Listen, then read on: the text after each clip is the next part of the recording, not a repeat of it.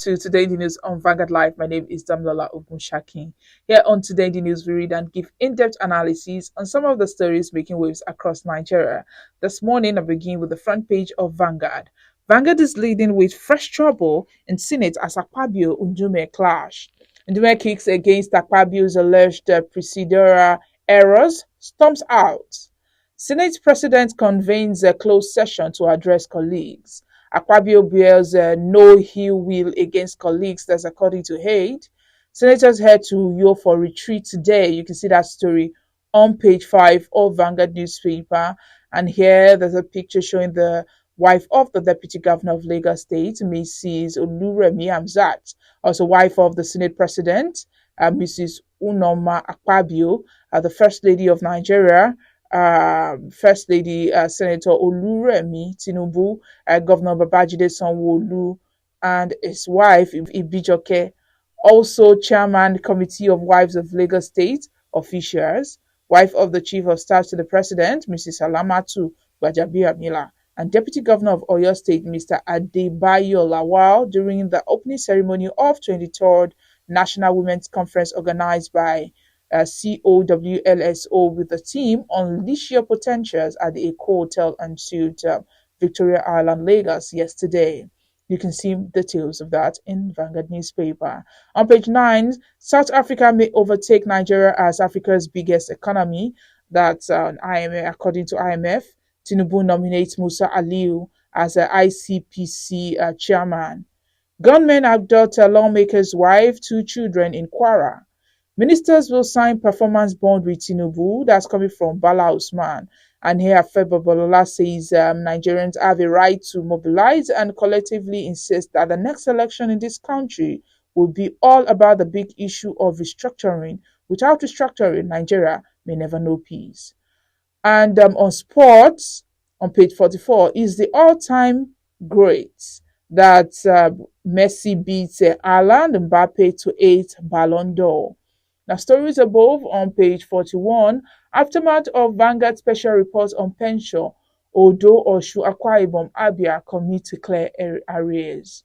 On page 39, Obi won 2023 presidential poll, Babache Lawa, ex-SGF, is saying that Tinubu flags off cash transfer program for 15 million household. Lastly, on Vanguard newspaper on page 19, CBN to penalize banks with check processing errors from November 1. Now, let's move to The Guardian. Guardian is leading with 2023 elections by court order. INEC's credibility sinks as 94% contested votes awaits tribunal. You can see that on page 6. Budget report shows states heavily dependent on federal allocations for budget. Subsidy, no alternative to local refining capacity. House probes 183.9 billion naira COVID-19 intervention fund. You can see that on page 3. Now, the nation is leading with Edu. 84 million living in poverty, not acceptable, Tinubu. We will give Nigerians decent work, sustained social protection. 25,000 naira cash transfer begins. There's a quote here. It says, I urge Nigerians to key into all the available programs because they are here to help. You can see that on page 4. Stories below, AFDB, ADF to bridge $42 billion financing gap for SMEs. You can see that on page 4. And stories above, President appoint men for ICPC, NACON, PTDF. You can see that on page 6. And lastly, on the Nation newspaper, Labour Party tells its Fed lawmakers to reject official vehicles. You can see that on page 3. Now let's move to the Punch. Punch is leading with 35,000 naira wage award. Labour gives governors ultimatum. 61 million Nigerians to get 1 trillion naira. Ultimatum begin by NLC TUC applicable to states. We have Kano, Gombe, NLC chapters and others. 15 million households to get 25,000 naira monthly. Program will reduce poverty, says World Bank. 14 injured as 2 BRT vehicles collide in Lagos. There's a picture showing here. On page 7, free Israeli hostages. France, Turkey urge Hamas. Many feared killed as Oyo security agent elders clash. You can see that on page 7. Stories above, protesters storm National Assembly, oppose EFCC chair's confirmation. That can be seen on page 7. And lastly, on the Punch newspaper, why I want 550 million naira damages for compulsory retirement. That's coming from XDRG. You can see that on page 8 of the Punch newspaper. And that's all we have on the front pages of the dailies this morning. Join us after the break for the analysis.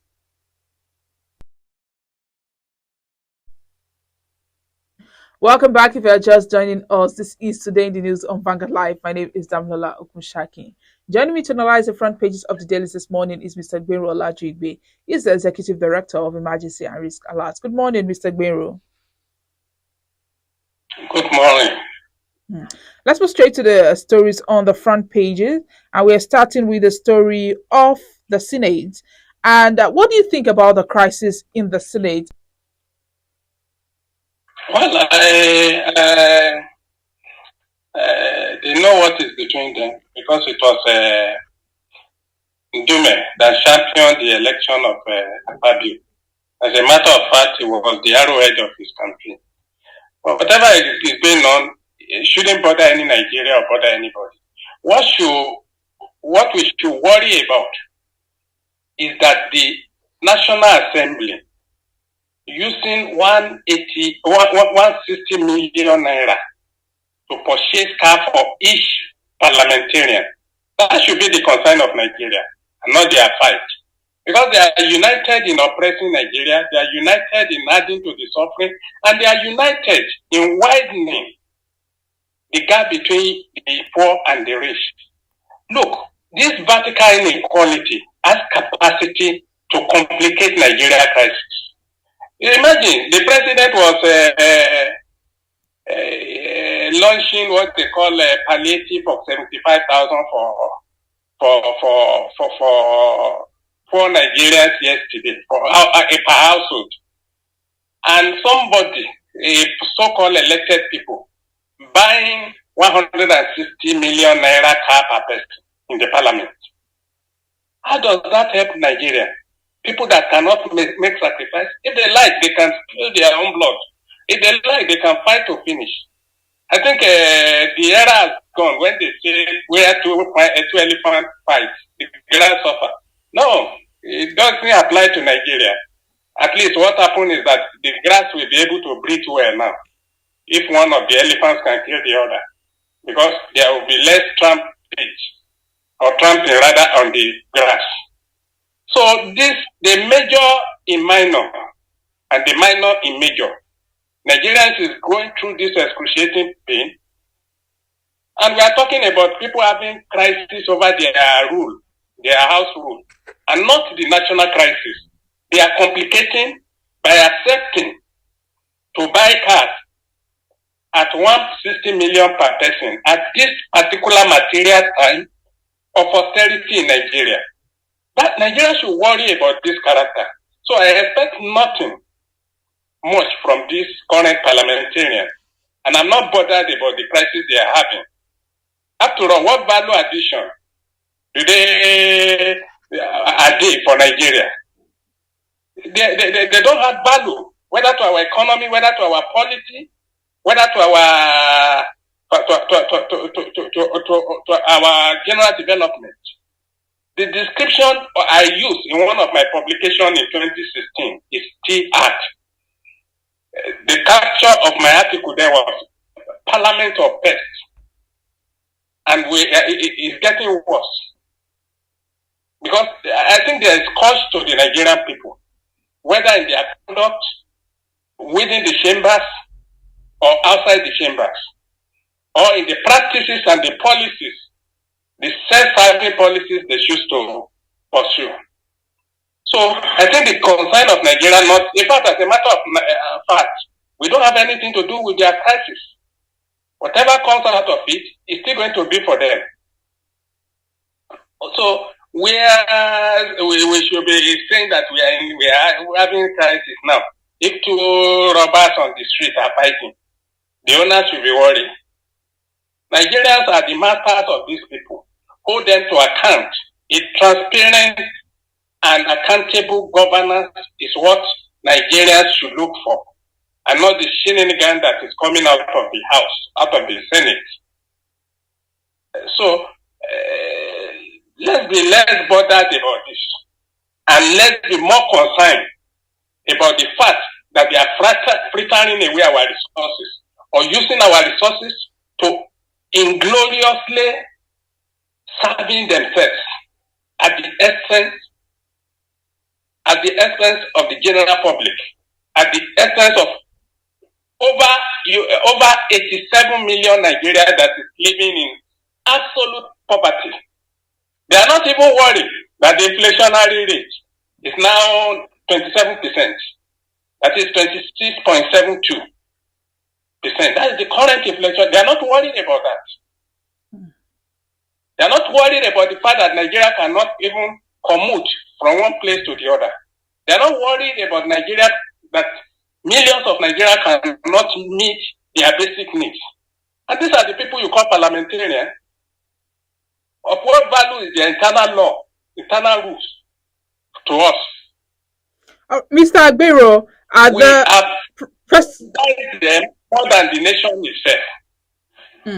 Mr. Agbero, you mentioned earlier about the cash transfer. So President Bola Tinubu yesterday inaugurated a 1 trillion naira cash transfer program to 15 million households, and each household will receive 25,000 naira for 3 months.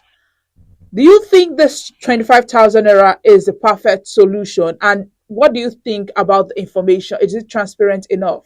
If it is contextually situated, maybe I will agree. For example, if President Bola Tinubu has agreed that Nigeria is a very huge internally displaced persons camp, maybe because of the so-called definition or context of creating a condition of emergency, I will agree. But that is a very useless policy or practice or action. Because one, how do you now reconcile that with the fact, not their salary, that people that are cutting away every month 38 million Nigerians, 38 million naira, illegitimately, that they didn't work for, are still buying car for themselves. What that tell you straight is that the action, the so-called palliative of Bola Tinubu, juxtaposed with the recklessness in the parliament, has potential to widen the gap between the rich and the poor. And vertical inequality is extremely dangerous to any society, particularly a society that is suffering from extreme social dislocation and which has snowballed into extreme violence in the northeast, in the northwest, in the southeast, and elsewhere. What do you think is causing this social malaise that we find everywhere in Nigeria?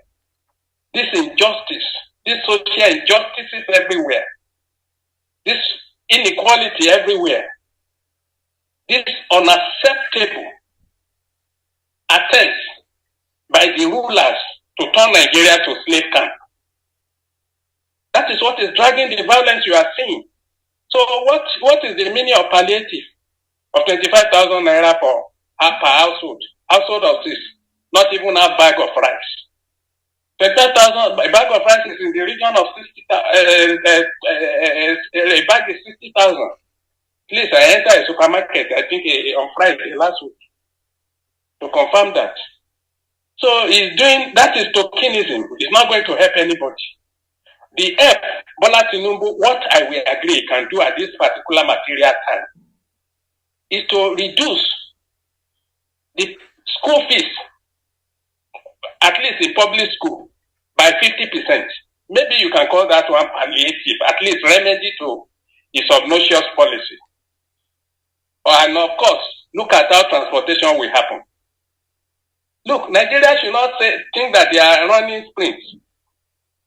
The journey Bola Tinubu is dragging them to. But Mr. Agbero, they just increased the fees of this university students.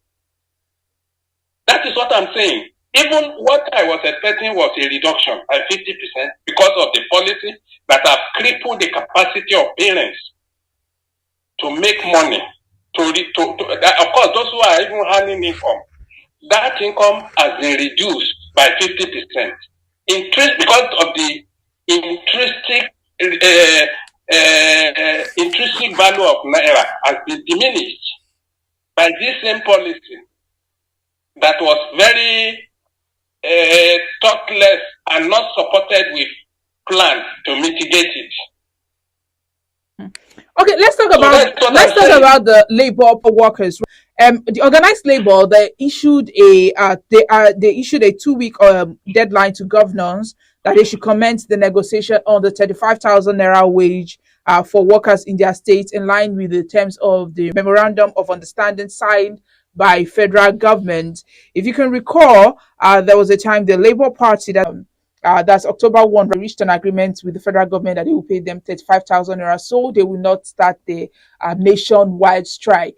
Now, the payment of the salary increments have not started, and they are now issuing an ultimatum to the federal government. What do you think about this agreement and the failure by the federal government to meet the demands? This group of people in labor, although I'm close to most of them or some of them, but the fact is that they are not strategic about anything.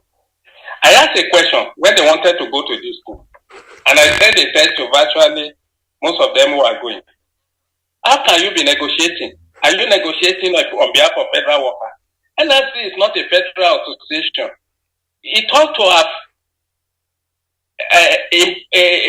made federal government, push federal government to include this governor, or at least the representative of governors forum, at the meeting of the so-called negotiation.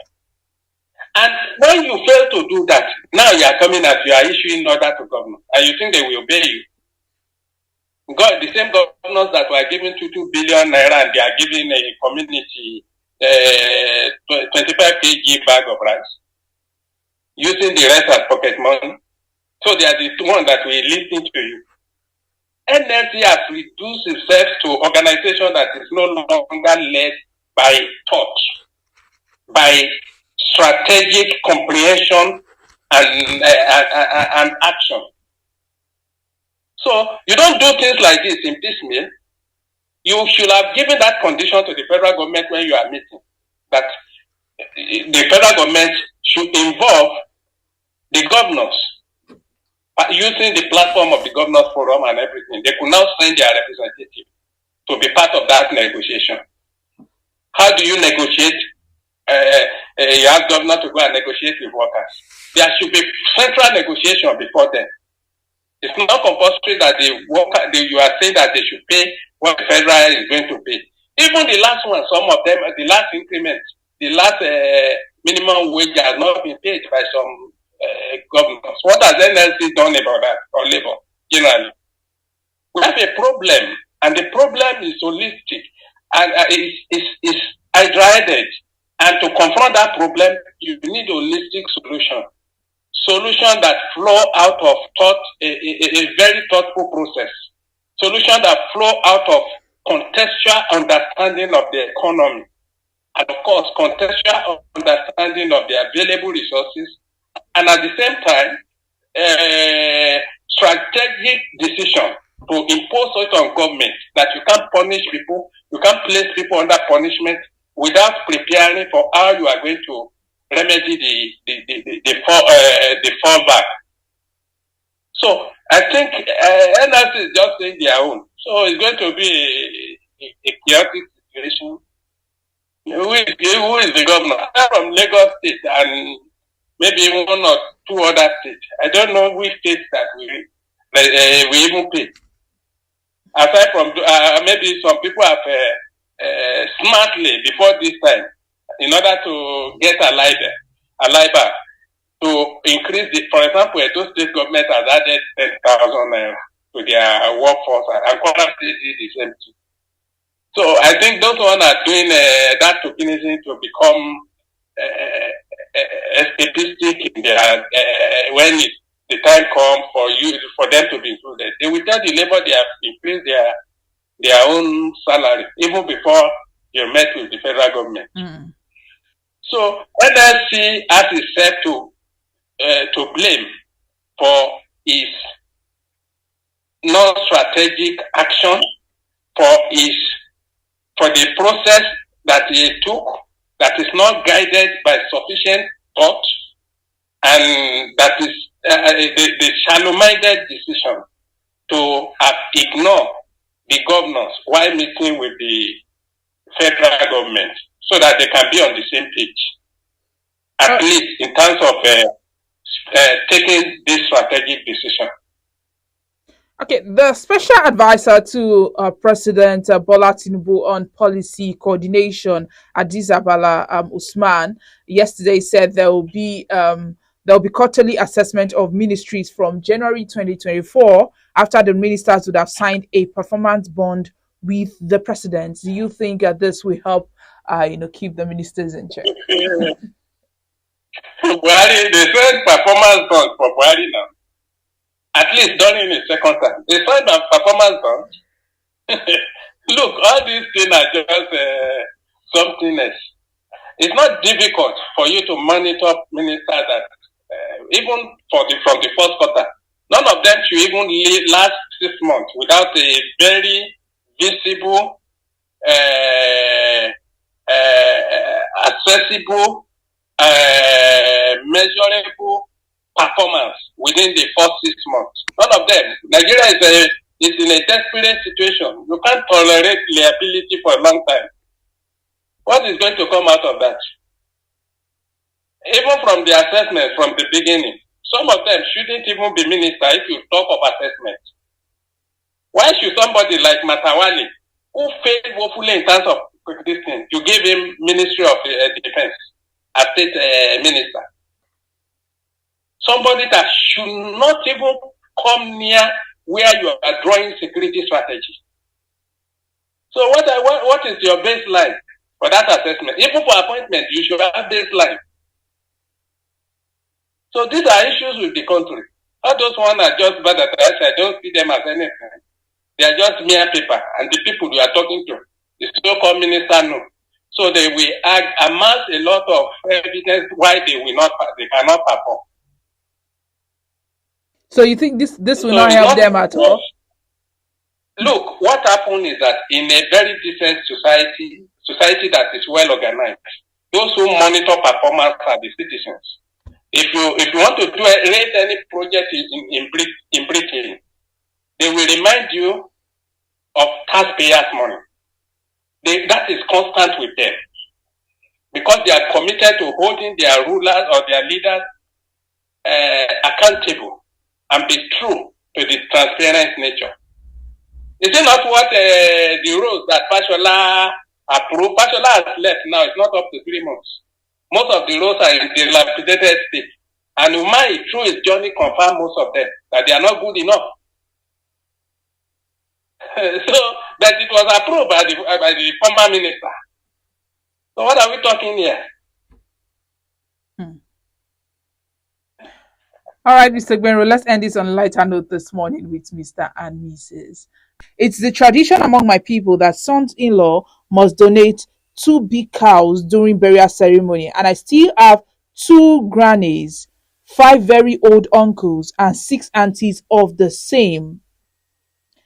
Mr. replied, we better set up a ranch then.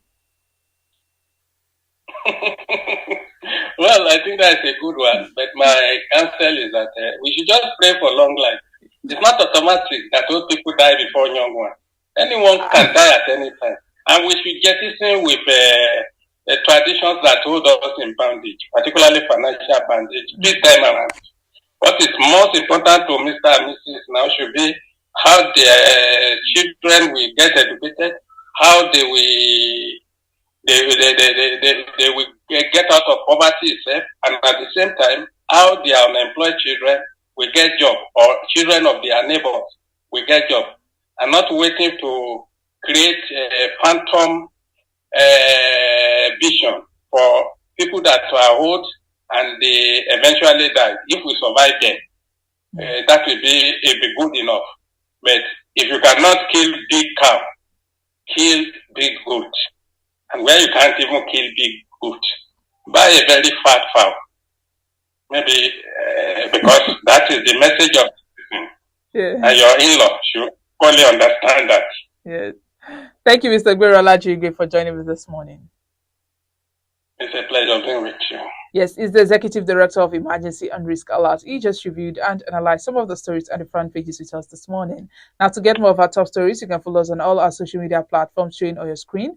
On Facebook, Instagram, Twitter, TikTok. Our WhatsApp number is also displayed on your screen. My name is Damilola Ogunshaki. Have a lovely day.